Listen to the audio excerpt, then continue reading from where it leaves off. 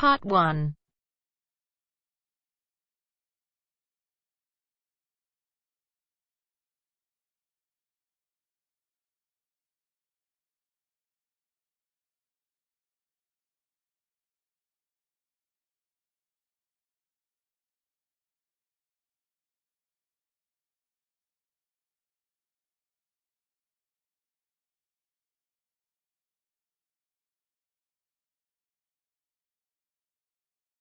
You will hear a number of different recordings, and you'll have to answer questions on what you hear. There will be time for you to read the instructions and questions, and you'll have a chance to check your work. All the recordings will be played once only. The test is in 4 sections. At the end of the test, you will be given 10 minutes to transfer your answers to an answer sheet. You will hear a telephone conversation between a travel consultant and a customer. First, you have some time to look at questions 1 to 4.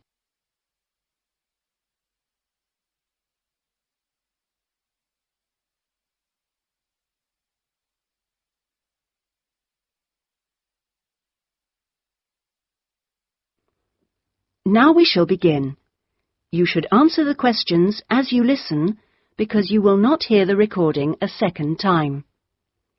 Listen carefully and answer questions 1 to 4. Good afternoon, Dreamtime Travel. How can I help you? Oh, hello. I'm interested in the holidays you offer along the coast near here. Yes, we operate several tours up the coast. Where in particular did you want to go? Well, I like the sound of the holiday that mentioned whales. Was it whale watching? Oh, that's our Whale Watch experience. It's very popular, and it's based in a lovely little town with nice beaches. Oh, right. And how long does it last? It's 2 days. That includes 4 hours travel time each way from here. Good. I don't want to be away any longer than that. So, is that by coach? Actually, it's by minibus. We like to keep those tours small and personal, so we don't take a whole coachload of people. In fact, we only take up to 15 people on this tour, although we do run it with just 12 or 13. Oh, right. So, do you run these tours often? Well, it depends on the time of year. Of course, in peak times, like the summer holidays, we do them every weekend, but at the moment, it's usually once a month at most. And when is the next one going? Let me see. There's one in 3 weeks' time, which is April the 18th, and then we don't have another one until June the 2nd. All right. And is April a good time to go? Pretty good, though the really good time is later in the year. I have to say, though, that the whale sighting is only one of the many things offered. Really? Yes, the hotel itself where you stay has great facilities. It's called the Palisades.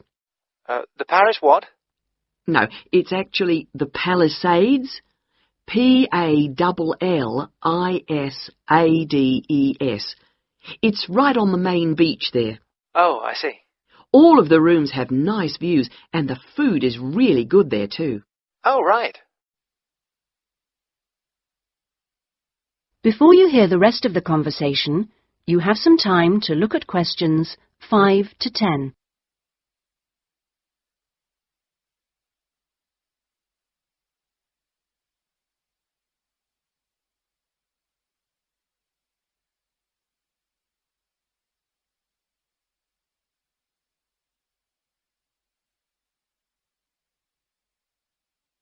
Now listen and answer questions 5 to 10. And what about the other things, that are included in the price? Oh, there are lots of things.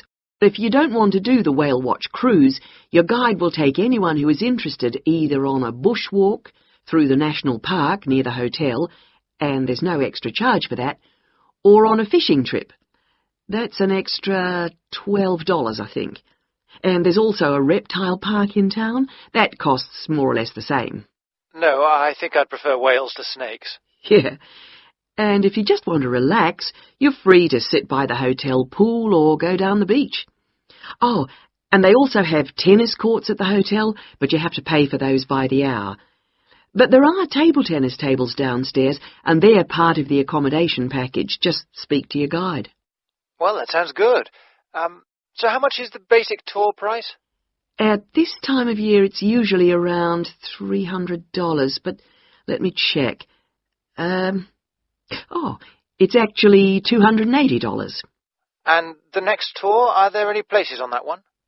How many people is it for? There are 2 of us. Yes, that should be fine. Can I just mention that we require all bookings to be made at least 14 days before you travel to avoid cancellations of tours? And if you cancel within 7 days of departure, you will have to pay 50% of your total booking. Okay. And you also need to pay a 20% deposit at the time of booking. Can I pay that by credit card? Yes, you can. All right. What I'll do is I'll talk to my partner and get back to you. Fine. So I'll make a provisional booking, shall I? 2 for the whale watch experience. Let me issue you with a customer reference number for when you call back. Do you have a pen? Yes. Okay. It's 39745T. That's T for Tango. When you call back, ask to speak to the tour manager. That's me, Tracy. Fine, I will. That is the end of part 1. You now have half a minute to check your answers.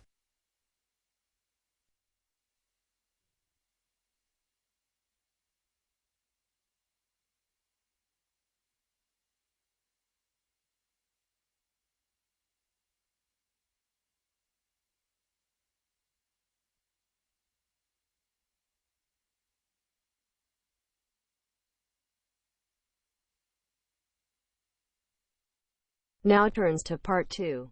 Part 2. You will hear a radio program giving parents advice about buying cots for their babies to sleep in. First, you have some time to look at questions 11 to 17.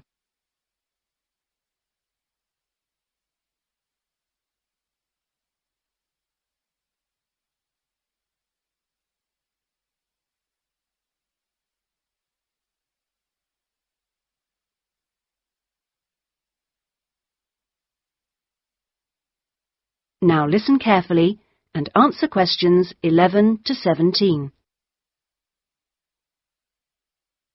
Hello and welcome to today's Buyer Beware program, where we give you some tips on how to spend your money wisely. Now, in today's show, we're looking at beds for children and babies. Let's start by looking at baby cots. That's for children of up to 3 years old. We tested 3 different cots, all in the budget price range, and as usual, we will feature the good points, the problems, and our verdict. The first cot we looked at was by BabySafe, and it had several good points to recommend it. Our testers liked the fact that it had 4 wheels, so it was easy to move around. The only slight problems with this cot were that it had no brakes, but they didn't think that mattered too much. At first they were a bit concerned about the side bar because they felt babies could trap their fingers in it. But our testers felt that this was unlikely to happen, so they've given this one a verdict of satisfactory. The next cot was by Choice Cots, and this time our testers were pleased to find a cot which is simple to put together, unlike others we looked at. On the minus side, our testers did not like the fact that the side of the cot did not drop down, making it difficult to pick up newborn babies.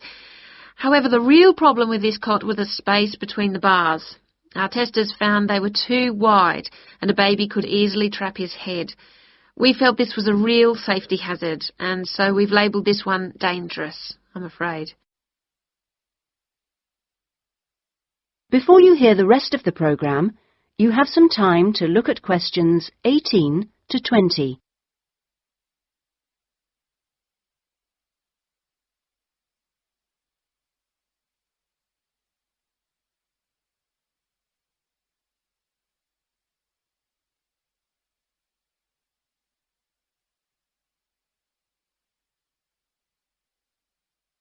Now listen and answer questions 18 to 20. And finally, better news for the Mother's Choice cot. This cot was slightly different in that although the sidebar did not drop down, the base could be raised or lowered into 2 different positions, making it safe as well as convenient. The negatives for this one were quite minor. The only niggle everyone had was the fact that it has no wheels, and the only other problem anyone could find was that there were pictures, which were simply stuck on and so could easily become detached. The makers have now promised to discontinue this practice. As this cot will then be safe in every way, we have made the Mother's Choice cot our best buy. Congratulations, Mother's Choice. So what features should you look for in a baby's cot? Well, obviously, safety is a very important factor, as well as comfort and convenience. We recommend that if you are buying a cot, do make sure that any metal present is not rusted or bent in any way. You should ensure your cot has only rounded or smooth edging without any sharp edges. This is especially important for wooden cots. And now, on to beds for toddlers. That is the end of part 2. You now have half a minute to check your answers.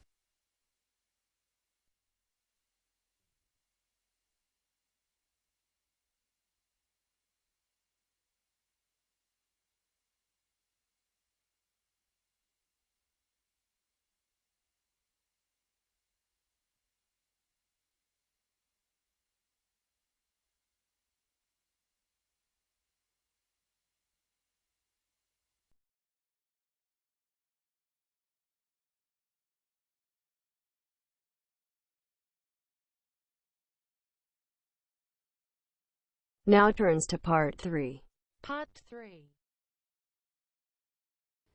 You will hear a conversation between a student, Andrew, and a student advisor, Monica, about a diploma course. First, you have some time to look at questions 21 to 25.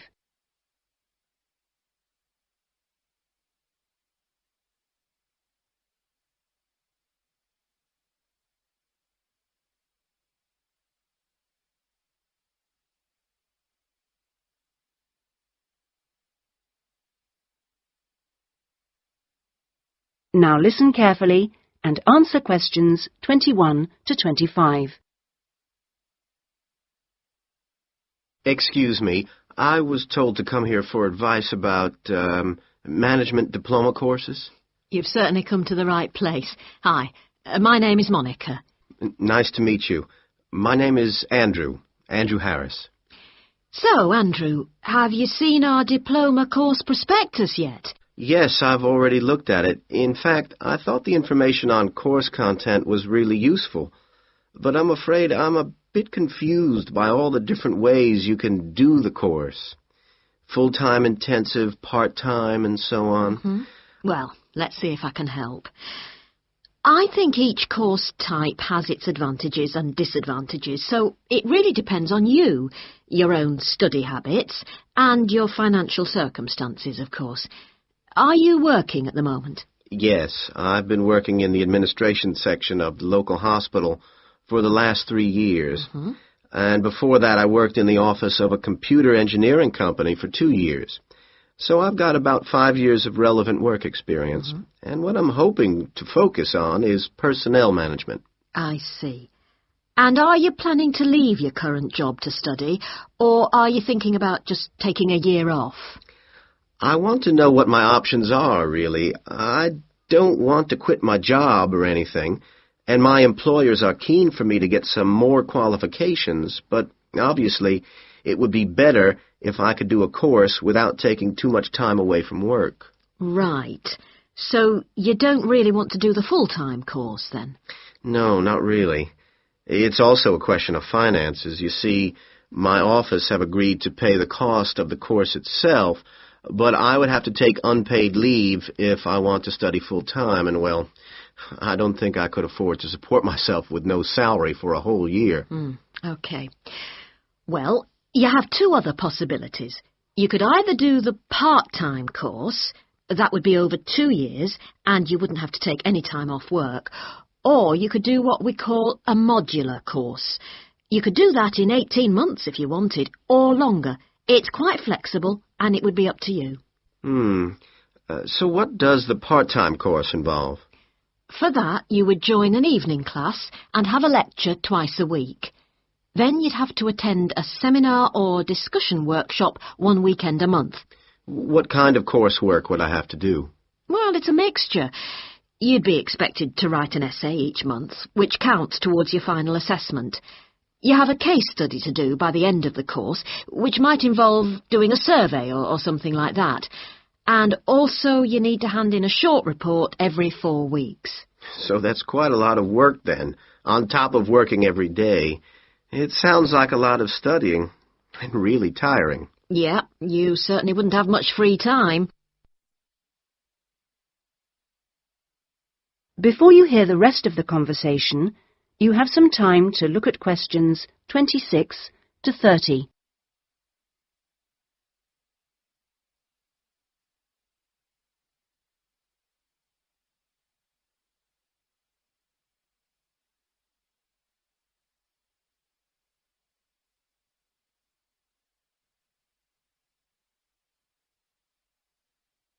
Now listen and answer questions 26 to 30.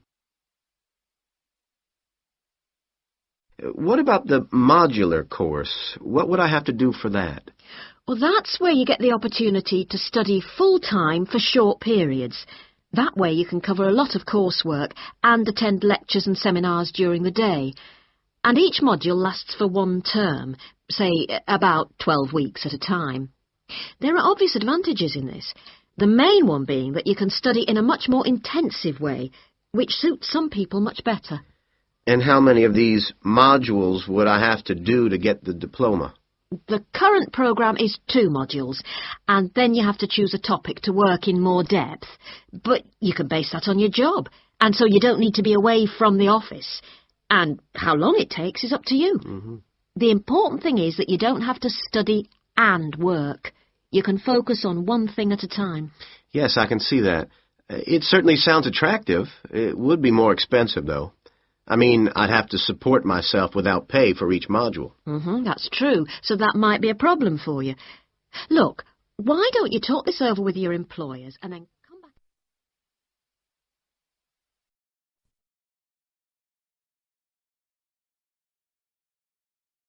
That is the end of part 3. You now have half a minute to check your answers.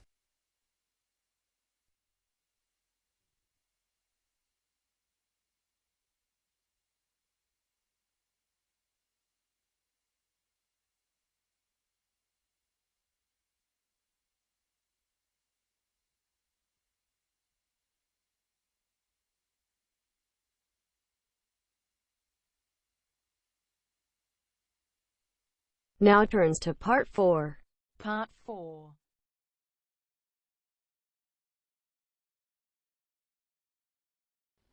You will hear part of a lecture given by an economist about North American women's attitude to money and saving.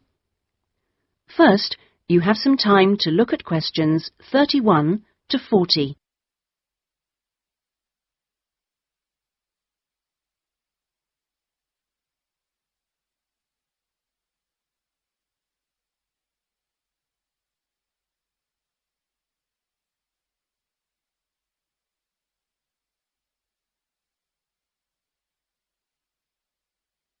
Now listen carefully and answer questions 31 to 40. Okay, so we've been looking at the attitudes of various social and cultural groups towards the management of their personal finances, how important they feel it is to save money, and what they save their money for.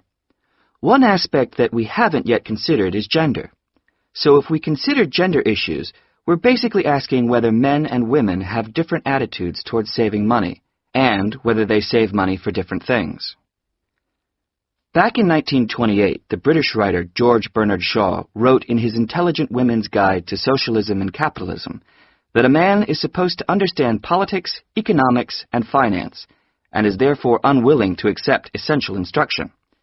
He also said, a woman, having fewer pretensions, is far more willing to learn.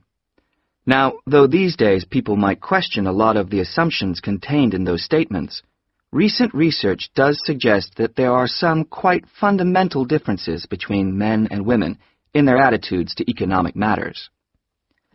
Let's look at what men and women actually save for. Research studies of women in North America have found that women are far more likely to save for their children's education, and they are also more likely to save up in order to buy a house one day. The same studies have found that men, on the other hand, tend to save for a car, which, by the way, takes a surprisingly large amount of the household budget in North America. But the other main priority for men when saving money is their retirement. When they're earning, they're far more likely to put money aside for their old age than women are. Now, this is rather disturbing, because, in fact, the need for women to save for their old age is far greater than for men. Let's consider this for a moment. To start with, it is a fact that throughout the world, women are likely to live many years longer than men, so they need money to support them during this time. Since women are likely to be the ones left without a partner in old age, they may therefore have to pay for nursing care, because they don't have a spouse to look after them. Furthermore, the high divorce rates in North America are creating a poverty cycle for women. It is the divorced women who will most often have to look after the children, and thus they need more money to look after not just themselves, but others.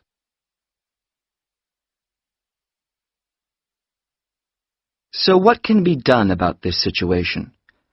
The population in North America is likely to contain an increasing number of elderly women. The research indicates that at present, for women, it takes a crisis to make them think about their future financial situation. But of course, this is the very worst time for anyone to make important decisions. Women today need to look ahead, think ahead, not wait until they're under pressure. Even women in their early 20s need to think about pensions, for example, and with increasing numbers of women in professional positions, there are signs that this is beginning to happen. Then research also suggests that women avoid dealing effectively with their economic situation because of a lack of confidence. The best way for them to overcome this is by getting themselves properly informed so they are less dependent on other people's advice. A number of initiatives have been set up to help them do this. This college, for example, is one of the educational institutions which offers night classes in money management, and increasing numbers of women are enrolling on such courses. Here, they can be given advice on different ways of saving. Many women are unwilling to invest in stocks and shares, for instance, but these can be extremely profitable. It is usually advised that at least 70% of a person's savings should be in low-risk investments. But for the rest, financial advisors often advise taking some well-informed risks. Initiatives such as this can give women the economic skills and knowledge they need for a comfortable, independent retirement. The increasing proportion of elderly women in the population is likely to have other economic consequences. That is the end of part 4. You now have half a minute to check your answers.